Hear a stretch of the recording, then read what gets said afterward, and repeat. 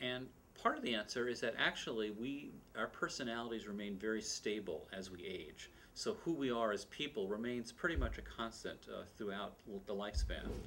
There are some subtle changes that people notice sometimes in the speed at which they can process information mentally, and they may have a little bit more trouble coming up with an occasional name or an occasional specific fact.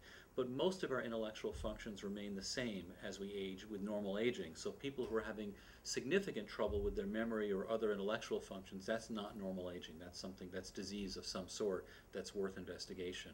In terms of our emotions and our behaviors and our relationships with people, they stay pretty stable. What does change with aging is the circumstances around us.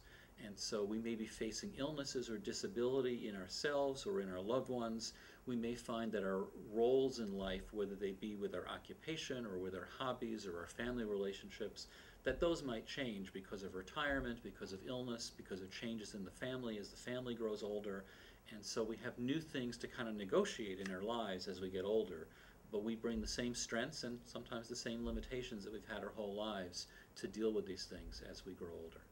Older adults suffer from mental illnesses at about the same rate as younger adults. So on average, for older people coming to a primary care doctor, somewhere around 1 in 3 will have some kind of mental illness that's going on. It may be a relatively mild illness, such as mild depression, but whether it be depression or troubles with alcohol or troubles with dementia or memory, adding all those things together, anxiety and other things, it's somewhere around 1 in 3 people. There are additional people who may have had a mental illness of some sort at another point in their life that's now not present, that's now doing better. And those numbers may seem high, but they're actually about what they are for adults of all ages. Well, having seen a number of psychological issues in older adults, I think that we can phrase certain patterns that we see in older adult psychological emergencies or issues. Most commonly, what we'll see is depression.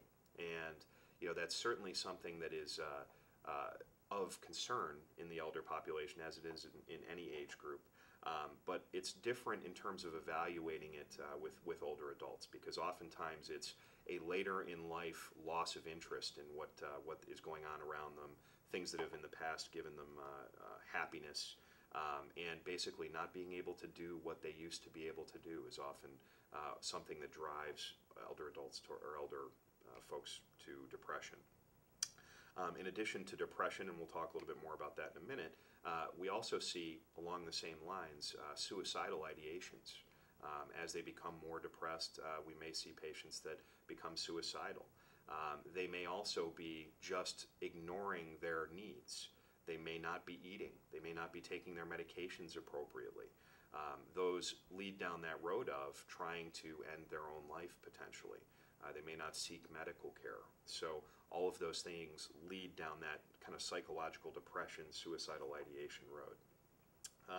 So really, in terms of evaluating that depressed adult patient, there's a lot of things that EMS needs to keep in mind. First of all is that empathy is very important in this. So trying to let the patient understand that this is a safe environment for them to talk and to provide information to you and to give you real answers to your questions.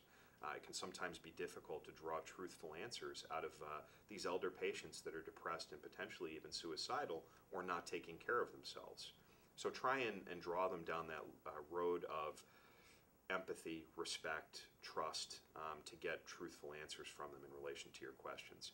Asking them about their pill-taking habits, asking them if they've been taking their medications appropriately, asking them specifically when they have last seen their physician or their doctor, and whether or not they are seeking care for conditions that have come up since then. So have things changed that they haven't told their provider about? Certainly very important. Are they taking care of their meals? There are certainly resources out there if they're unable to cook for themselves. Are they seeking resources to help them deal with kind of the natural process of aging and a difficulty in taking care of themselves with relation to certain human needs? Certainly is their hygiene where it should be? Are they just not taking care of themselves? Asking them specifically about what is going on with them that is not having them take care of themselves. Is it because they can't or because they don't have a desire to? Is certainly very important.